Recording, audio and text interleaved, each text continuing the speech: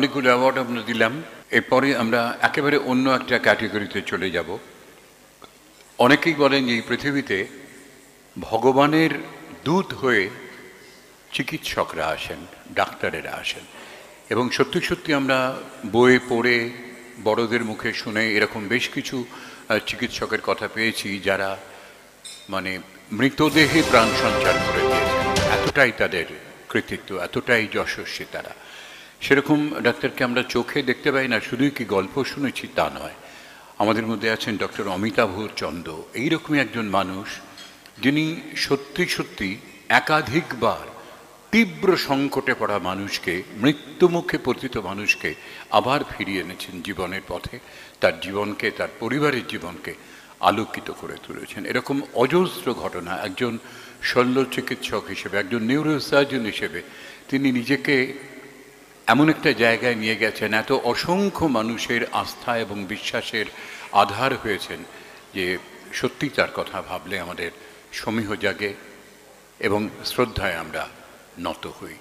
Doctor Amitabh Chanda অন্যতম awardee, Bengal excellence award. আমরা আসুন তার এভিটা একটু আগে দেখে নিই।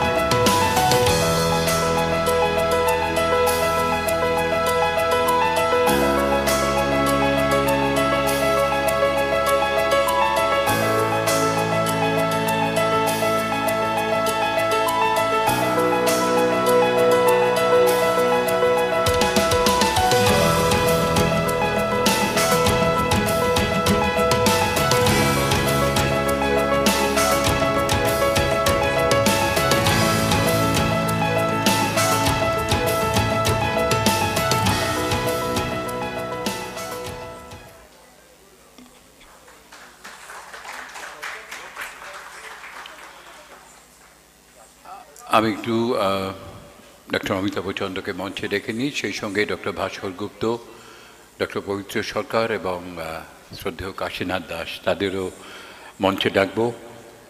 একজন চিকিৎসক সামনে এসে দাঁড়ালে তার অ্যাপিয়ারেন্সেই মনে হয় অর্ধেক রোগ সেরে গেছে। Fortunately he possess that appearance.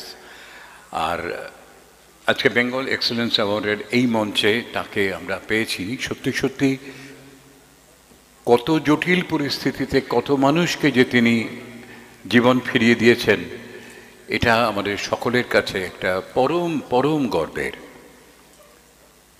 আমি একটু রামপ্রসাদ দাসকে রাখবো মঞ্চে, তিনি উত্তরীয় পরিয়ে দেবেন ডক্টর অমিতাভ চন্দ্রকে।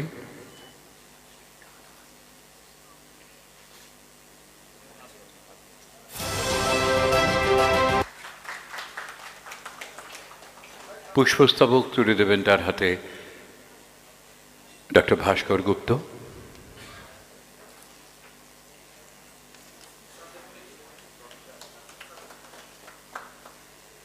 বেঙ্গল এক্সেলেন্স অ্যাওয়ার্ডের ট্রফিটি তার হাতে তুলে দেবেন শ্রদ্ধেয় কাশীনাথ দাস।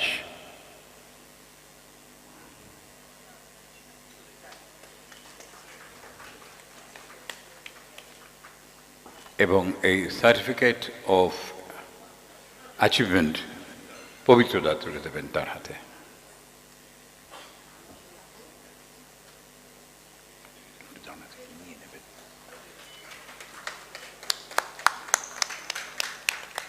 হাততালিটা কিন্তু সমবেত হচ্ছে না, কিরম ছিটকে ছিটকে আসছে।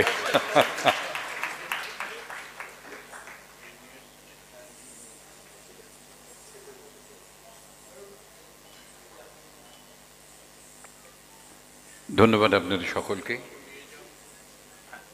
তার কাছ থেকে কিছু কথা শোনার অভিপ্রায় আমাদের সকলেরই। অনুরোধ করব ডক্টর অমিতাভ চন্দ্রকে। ধন্যবাদ। এমন একজন মানুষের হাত থেকে আমি আজকে মঞ্চ থেকে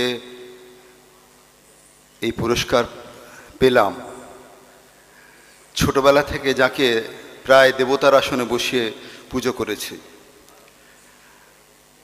বহু ইচ্ছে ছিল ওনার সঙ্গে দেখা হওয়ার, আজ কয়েকদিন আগেই সাক্ষাৎ হয়েছে, আজকে আরও ভালোভাবে সাক্ষাৎ হলো।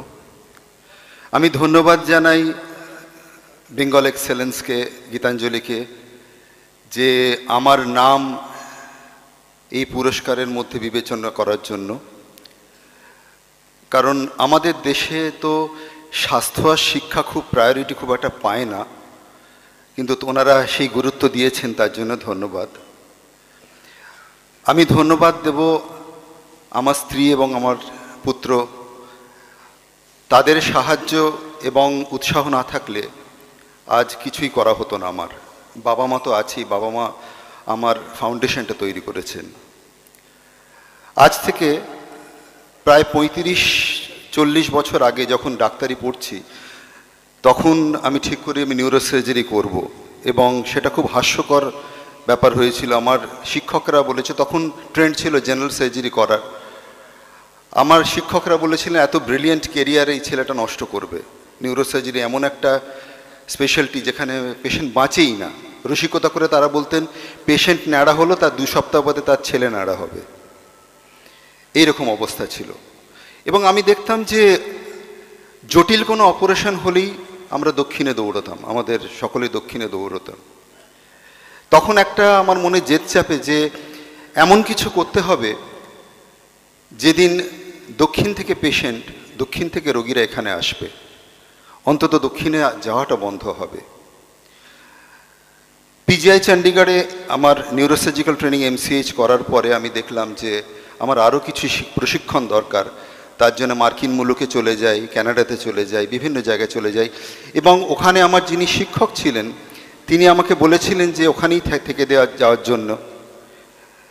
কিন্তু আমি যদি ওখানে থেকে যেতাম, আমার যে উদ্দেশ্য নিউরোসার্জারি করার, যে কলকাতাতে এমন একটা কিছু করা যে যেদিন কলকাতার রোগীরা দক্ষিণে যাবে না, সেই উদ্দেশ্যটাই বিফলে যাবে।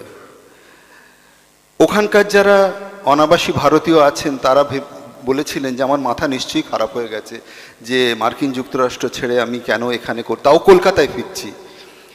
আমাকে আমার শিক্ষক বলেছিলেন যে তুমি যদি চাও তুমি দিল্লি, মুম্বাই, আমি তোমায় বলে দিচ্ছি আমার চেনাশোনা অনেক আছে, তুমি সেখানে যেতে পারো, কিন্তু কলকাতায় গিয়ে কী করবে? আমি বললাম কলকাতায় গেলে, ভারতে ফিরলে আমি কলকাতাতেই ফিরব। কারণ এই জন্যেই আমি ডাক্তারি পড়েছিলাম, এই জন্যেই আমি নিউরোসার্জারি করেছিলাম। তো অনেক স্ট্রাগল গেছে, অনেক পরিশ্রম গেছে। আমরা তখন খুব অল্প বয়সে বিয়ে হয়, স্ত্রী অনেক কষ্ট করে, আমরা দুজনে একসঙ্গে অনেক কষ্ট করেছি, প্রচুর স্ট্রাগল গেছে। ডাক্তারিটা খুব ধৈর্যের ব্যাপার, কোনো তাড়াহুড়ো করলে চলে না, এবং পরিশ্রম ছাড়া কিচ্ছু হয় না।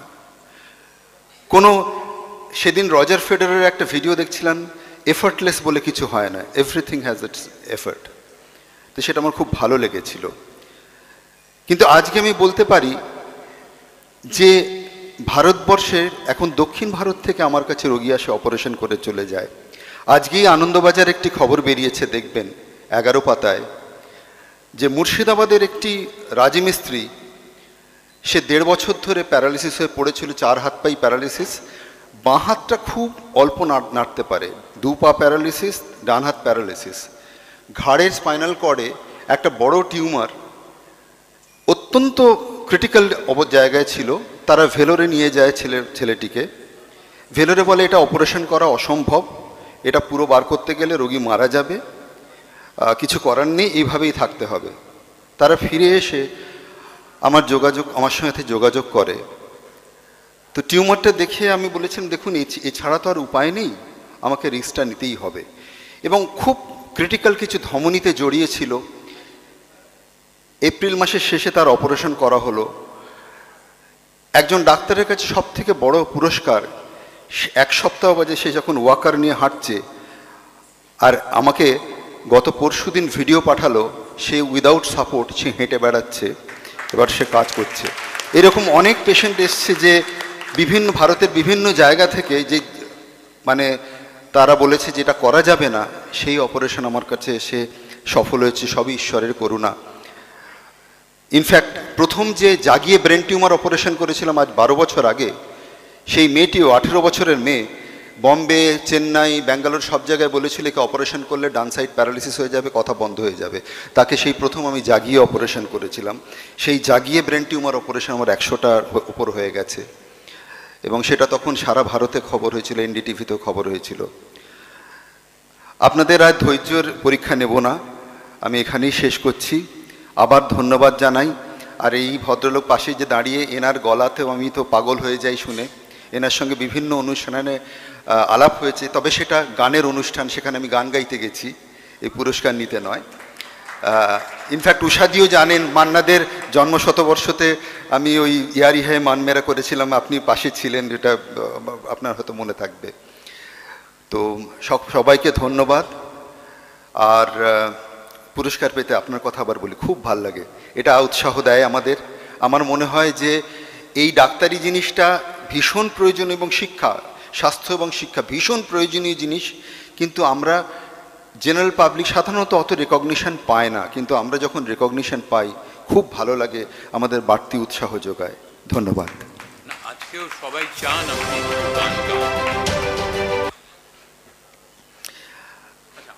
এই হ্যাঁ, অবশ্যই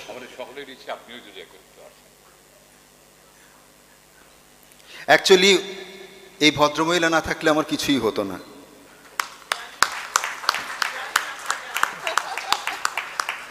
আজকে যে গানটা আমার গাইতে ইচ্ছে করছে, অল্প শোনাচ্ছি, রজনীকান্ত সেনের। আমি মনে করি যে ঈশ্বর আমাকে অনেক করুণা করেছেন, তাই এমন বাবা মা দিয়েছিলেন, এমন স্ত্রী দিয়েছেন, এমন পেশা দিয়েছেন। আমি যদি সামনের জন্য আবার জন্মাই, আমার কোনো আক্ষেপ নেই, আবার ডাক্তার হয়েই জন্মাবো এবং আবার নিউরোসার্জন হয়েই জন্মাবো।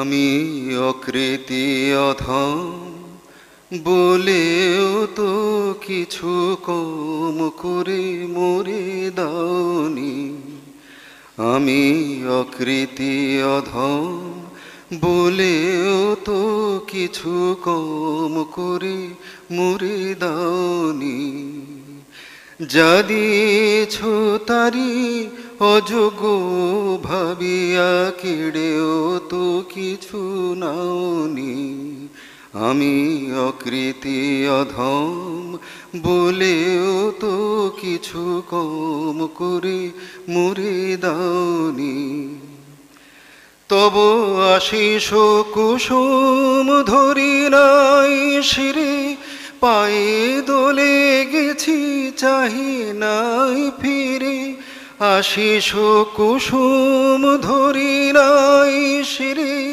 পায়ে দোলে গেছি চাহি নাই ফিরে, তবু দয়া করে কেবলি দিয়েছ প্রতিদান, কিছু চাওনি, আমি অকৃতি অধম বলেও তো কিছু কম করে মরে দাওনি। ধন্যবাদ।